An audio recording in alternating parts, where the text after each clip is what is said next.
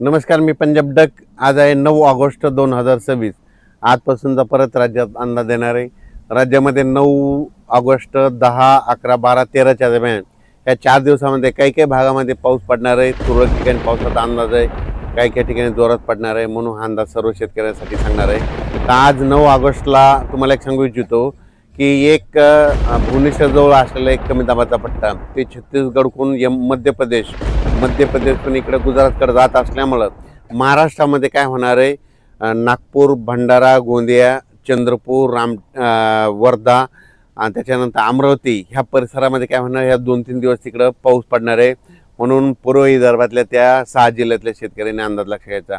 म्हणजे पूर्व विदर्भामध्ये 6 जिल्ह्यामध्ये आज 9, 10, 11, 12, 13 तारखेपर्यंत पावसाचा अंदाज आहे. म्हणून हा त्यांनी शेतकऱ्यांनी अंदाज लक्षात घ्यायचा. तसेच 9, 10, 11, 12, 13च्या दरम्यान महाराष्ट्रात देखील तुम्हाला सांगू इच्छितो, मराठवाड्यात देखील परभणी जिल्हा, लातूर जिल्हा, बीड जिल्हा, जालना जिल्हा, संभाजीनगर, त्याच्यानंतर हिंगोली, नांदेड या जिल्ह्यामध्ये काय होणार आहे, खूप काय मोठा पाऊस पडणार नाही. दुपारपर्यंत ऊन पडेल, पण ह्या 4-5 दिवसामध्ये काय होणार आहे, तुरळक ठिकाणी विखुरलेल्या स्वरूपाचा पावसाचा अंदाज आहे. म्हणून परभणी, लातूर, बीड, धाराशिव, जालना, संभाजीनगर, हिंगोली ह्या शेतकऱ्यांनी अंदाज लक्षात घ्यायचा. त्याच्यानंतर राज्यात आपण उत्तर कोकणपट्टीकडे वळू. तर कोकणपट्टीकडे मात्र आज 9 ऑगस्टपासून ते 14-15 ऑगस्टपर्यंत तिकडं मात्र पाऊस सरीव थोडा चालूच राहील. म्हणून हा अंदाज सर्व शेतकऱ्यांना लक्षात घ्यायचा. नाशिककडे देखील पाऊस थोडाफार चालूच राहील, सरीव चालू राहील. म्हणून नाशिक जिल्ह्यातील शेतकऱ्यांना अंदाज लक्षात घ्यायचा. नंदुरबार, धुळे आणि जळगाव जिल्ह्यातल्या शेतकऱ्याला सांगू इच्छितो की 12, 13, 14च्या दरम्यान तुमच्याकडे देखील ते कमी दाबाचा पट्टा वरतून जात असल्यामुळे गुजरातकडे जात असल्यामुळं तुमच्याकडं 12, 13 आणि 14 ऑगस्टच्या दरम्यान तिकडं तुमच्या इकडे तुरळक ठिकाणी वेगवेगळ्या भागात जोराचा पाऊस पडेल. म्हणून हा अंदाज लक्षात घ्यायचा. विहिरीला पाणी येणारा असा पाऊस सध्या तरी महाराष्ट्रात नाही. म्हणून हा अंदाज सर्व शेतकऱ्यांनी लक्षात घ्यायचा. त्याच्यानंतर इकडं अहिल्यानगरकडे देखील, अहिल्यानगरच्या सर्व जिल्ह्यात सगळीकडे जोराचा पाऊस पडणार नाही, फक्त विखुरलेल्या स्वरूपाचाच पाऊस असणार आहे. म्हणून हा अहिल्यानगरच्या संपूर्ण जिल्ह्यातल्या, तालुक्यातल्या, शहरातल्या, गावातल्या लोकांनी हा अंदाज घ्यायचा. त्याच्यानंतर पुणे, सातारा, सांगली, सोलापूर, कोल्हापूर या पश्चिम महाराष्ट्रात देखील काय होणार आहे, सरीत राहणार आहे. तुरळक ठिकाणी विखुरलेल्या स्वरूपात आणखीन 4 म्हणजे 9, 10, 11, 12, 13 ऑगस्टपर्यंत पाऊस राहणार आहे. खूप काय मोठा नसणार आहे. दुपारनंतर ऊन पडणार आहे, पण काही भागात तुरळक ठिकाणी विखुरलेलाच पाऊस आहे, खूप काय मोठा नाही. म्हणून हा पश्चिम महाराष्ट्रातल्या शेतकऱ्यांनी अंदाज लक्षात घ्यायचा. कोल्हापूर, सातारा आणि इकडं कोकणपट्टी तिकडं मात्र सरीव त्या चालूच राहतील. मात्र कर्नाटकला एवढा काही मोठा पाऊस पडणार नाही. म्हणून कर्नाटकच्या शेतकऱ्यांनी अंदाज लक्षात घ्यायचा. तुरळक ठिकाणीच पाऊस आहे. तेलंगणात देखील तुरळक ठिकाणीच पाऊस पडणार आहे. म्हणून अंदाज लक्षात घ्यायचा.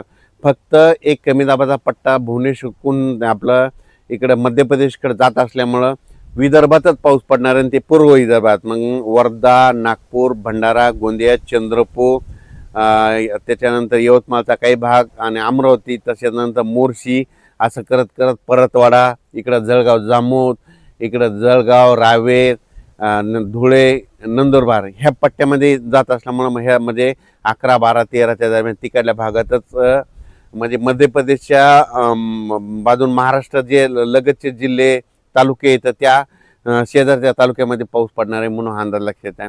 संपूर्ण महाराष्ट्रात काही सर्वदूर पाऊस पडणार नाही, विखुरलेल्या स्वरूपाचा पडणार आहे. दिवसा ऊन पडेल, वारं सुटल. म्हणून हा अंदाज लक्षात येतं. आणि शेतकऱ्याचे एक मेसेज आला की यावर्षी ह्या ऑगस्टमध्ये विहिरीला पाणी येईल, तसा पाऊस पडणार आहे का? तर तसा ह्या ऑगस्टमध्ये पाऊस पडणार नाही. पडणार आहे फक्त गोंदिया जिल्हा, गोंदिया, नागपूर, वर्धा, चंद्रपूर तिकडच्या परिसरातच म्हणजे पाणी येईल तसा पाऊस आहे. आणि मात्र महाराष्ट्रात मात्र सप्टेंबर-ऑक्टोबरमध्ये मात्र सप्टेंबरच्या पहिल्या आठवड्यात मात्र महाराष्ट्रात विहिरीला पाणी येईल असा पाऊस पडणार आहे. पुन्हा मात्र धरण क्षेत्रात वाढ होणारा पाऊस, परतीचाच पाऊस असणार आहे. म्हणून हा अंदाज सर्व शेतकऱ्यांना लक्षात घ्यायचा. त्याच्यानंतर 15, 16, 17 ऑगस्टच्या दरम्यान एकदा राज्यात पाऊस आहे, पण ते सर्वदूर नाही.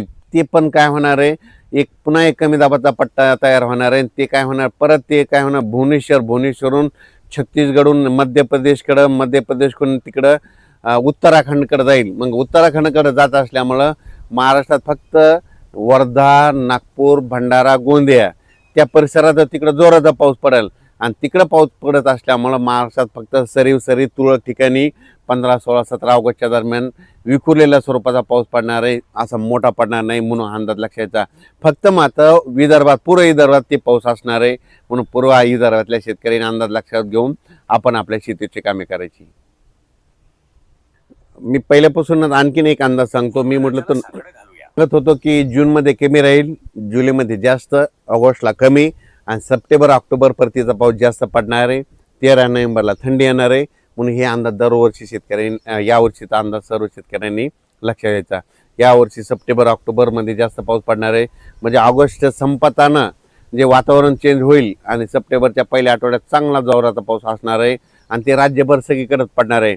मग पाऊस काय होईल, पश्चिम महाराष्ट्राकडे सोलापूर जिल्हा, जे वंचित भाग आहे, सोलापूर, सांगली, सांगलीचा काही भाग, आटपाडी इकडं, त्याच्यानंतर धाराशिव जिल्हा, लातूर जिल्हा, बीड जिल्हा, तर त्या शेतकऱ्याला सांगू इच्छितो की सध्या तरी तुमच्याकडे पिकाला लागल तसाच पाऊस पडणार आहे, पिकं जोपतील असाच पडणार आहे, पण तुमचं पीक काही खराब होणार नाही, पीक काही वाळून जाणार नाही. मात्र सप्टेंबरमधला पाऊस मात्र तुम्हाला सरासरी भरून काढणार आहे.